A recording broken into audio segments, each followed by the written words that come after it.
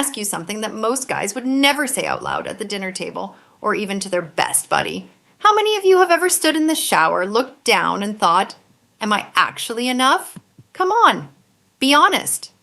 Because I've been a urologist for over 15 years, and I can tell you right now, that question walks into my office almost every single day. Young guys, middle-aged guys, and especially men in their 50s, 60s, even 70s, all carrying the same quiet weight. And today, I'm going to give you the real answer, not the locker room talk, not what some algorithm-chasing influencer is pushing, not the stuff they show in movies that has absolutely zero connection to real life. I'm talking about peer-reviewed research, behavioral data, and 15 plus years of sitting across from real men and real couples who trusted me enough to ask the hard questions. I'm Dr. Lily Harper. I'm a board-certified urologist based here in the United States, and I've dedicated the better part of my career to men's health, specifically helping men understand their bodies without shame, without confusion, and without the noise. And today's topic?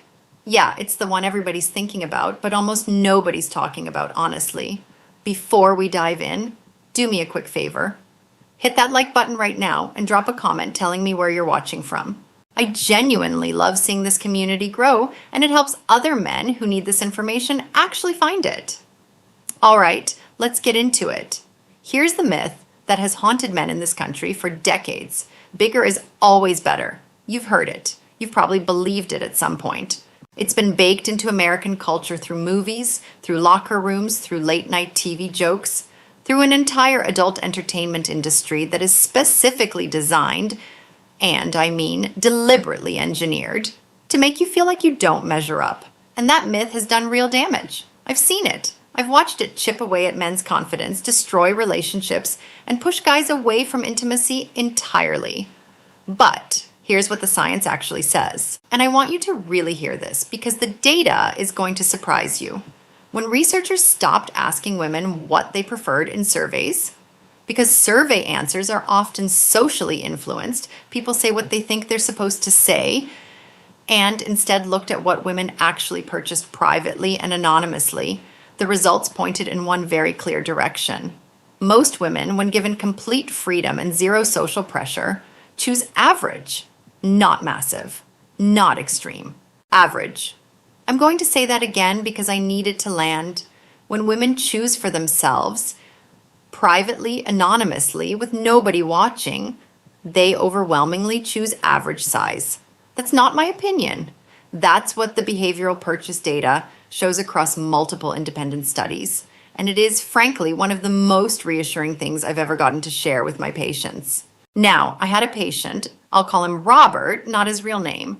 He was 58 years old, recently divorced, and he came into my office not for a physical problem, but because he was terrified to start dating again.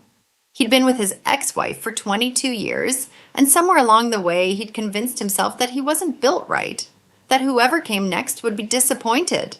That man sat in my office with his hands folded, barely making eye contact, and asked me straight up, "Doc, is there something wrong with me down there?" There wasn't. Robert was completely normal, but the myth had gotten so deep inside his head that he couldn't see it. And that right there, that moment, is exactly why I make these videos, because Robert is not alone, not even close. So let's break this down into 5 specific mistakes men make when they think about size. Each one is built on a myth. Each myth has real science behind it. And by the time we're done, you're going to see this whole thing completely differently. Mistake number 1, believing that women want extremes. The dominant assumption, the one you've absorbed from culture, whether you wanted to or not, is that women are out here fantasizing about sizes so extreme they'd belong in a medical textbook. That is flat out wrong.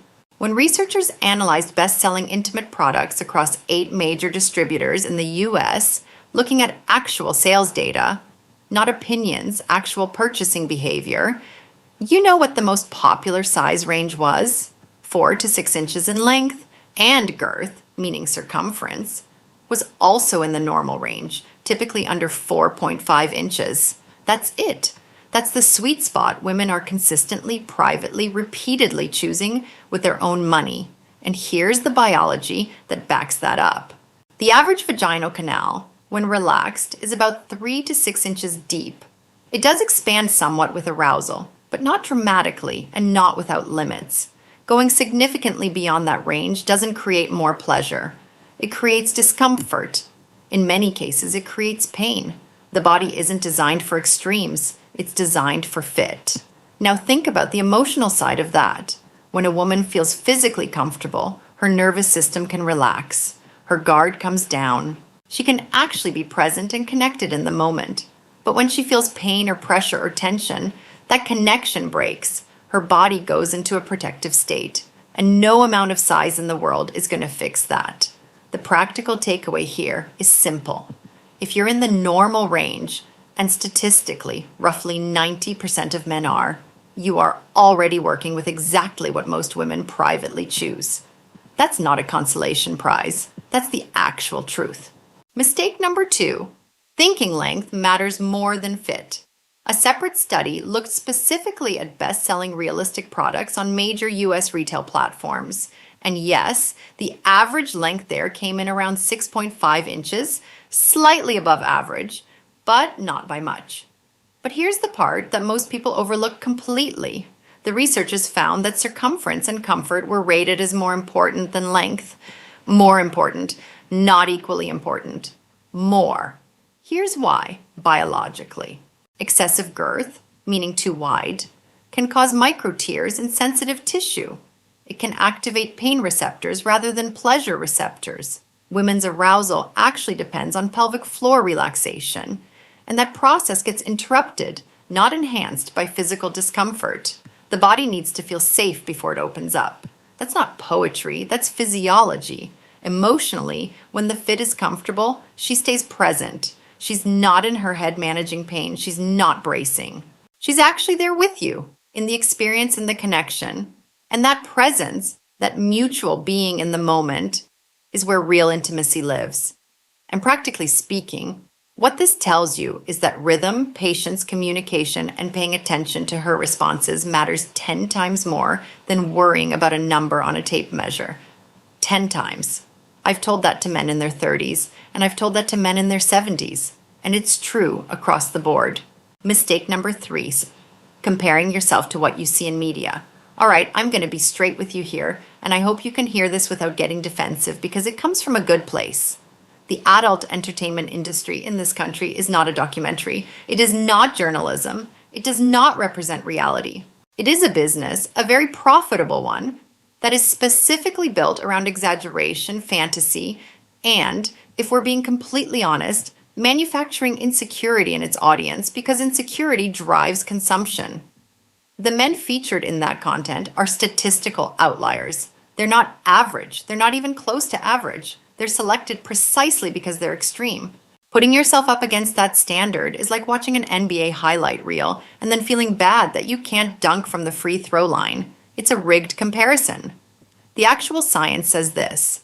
Most men, when erect, fall between 5 and 6 inches in length and between 4.5 and 5 inches in girth. That is the established, peer-reviewed, scientifically validated average in the United States. And I want to be crystal clear. That average is exactly what the data shows women privately and repeatedly choosing. The emotional damage from this comparison is real, and I see it constantly. When a man believes he's not enough, that belief lives in his body. It affects how he holds himself. It affects the energy he brings into intimacy. It creates performance anxiety that actually interferes with the experience far more than any physical measurement ever could. Confidence, authentic, grounded confidence, is hands down the number one driver of satisfaction for both partners, not inches. Confidence, so stop measuring yourself against an industry that makes money off your insecurity. Real women want real connection. That's what the data says. That's what my patients tell me. And that's what 15 years in this field has confirmed over and over again. Mistake number 4, ignoring what women's actual behavior tells us. Now here's where it gets really interesting. And this is the piece I think gets overlooked the most. When researchers design studies where women fill out surveys, the answers sometimes skew toward what sounds culturally expected. Larger preferences, more extreme choices. But when those same researchers look at behavior, what women actually do when they're alone, when nobody's grading their answers, when it's just them and a private purchase decision, the story changes completely. Women in those behavioral studies overwhelmingly chose products that were average in length, comfortable in girth, and, interestingly, affordable. Not the premium oversized options, the average, comfortable, accessible ones, consistently across demographics, across age groups, across regions. And I want to pause here and really ask you to sit with what that means. If a woman is choosing something for herself, something completely private, something she'll never have to explain to anyone, and she keeps choosing average, what does that tell you? It tells you something very fundamental about what actually feels good versus what gets talked about in public. I've had this conversation with so many men who push back at first. They'll say, but my ex said she wanted something different.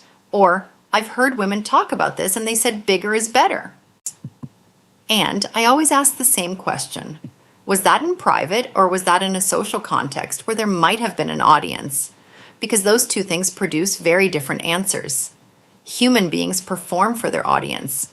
Behavior doesn't lie the way words sometimes do. And look, I'm not dismissing individual variation. Of course, preferences vary. Of course, every person is different. But we're talking about population level data here. We're talking about the overwhelming majority.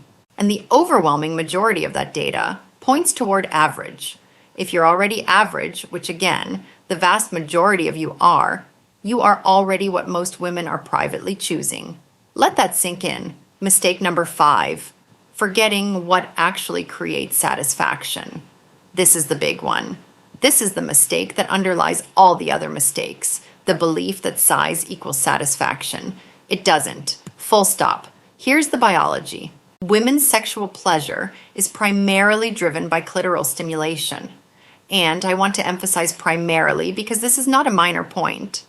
The clitoris extends internally in ways that weren't even fully mapped by science until relatively recently, and most of its stimulation has nothing to do with penetration depth, emotional bonding, feelings of safety, relaxation. These activate the physiological responses that lead to pleasure. Tension, anxiety, and pain do the opposite. Size, in that equation, is a relatively minor variable. The emotional truth is this. What makes a woman feel truly connected to a partner isn't measurement. It's whether she feels seen, whether she feels desired, not just physically, but as a whole person, whether she feels safe enough to be vulnerable, whether she trusts that her comfort matters to her partner. Those things can't be purchased, and they can't be measured in inches. And here's something I tell my older patients specifically, because I think it's genuinely important. Men who are in their 50s, 60s, and 70s often have something that younger men are still growing into: patience, the ability to slow down, to pay attention, to be present, the wisdom to listen, the security to communicate. Those qualities, not youth, not extremes, are what create genuinely satisfying intimacy. And those are things that come with time, not in spite of age. I had another patient, I'll call him Dennis, early 60s, just started a new relationship for the first time in years, who told me he was more worried about this now than he had been in his 40s. He thought aging had somehow put him at a disadvantage. I told him the opposite was true. Every year of patience you've built, every hard conversation you've learned how to have, every time you've chosen presence over performance, that's an asset. That's what intimacy is made of. So, what do you actually do with all of this? 3 things: practical, simple, and they work. First, stop comparing.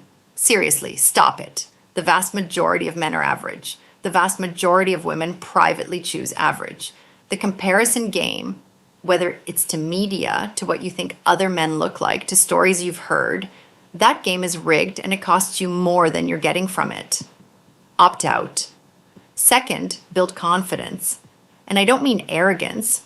I don't mean bravado. I mean the quiet, settled kind of confidence that comes from knowing yourself and being okay with what you find. Women sense that kind of confidence immediately.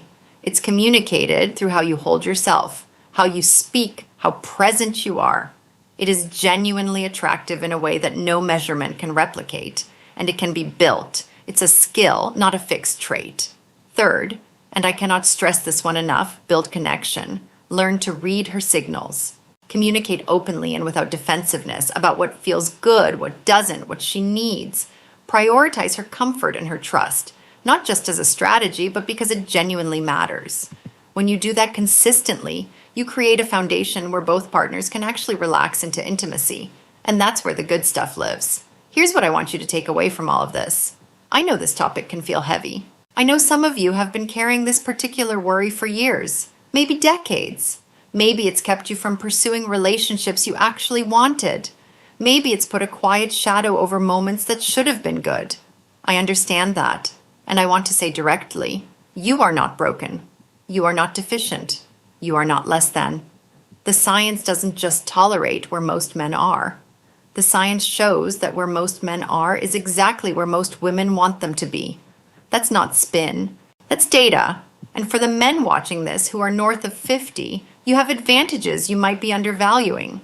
You've lived enough life to know what matters. You've probably failed and recovered enough times to stop being terrified of vulnerability. You have the capacity for the kind of patience and presence that younger men are still figuring out. Don't write that off.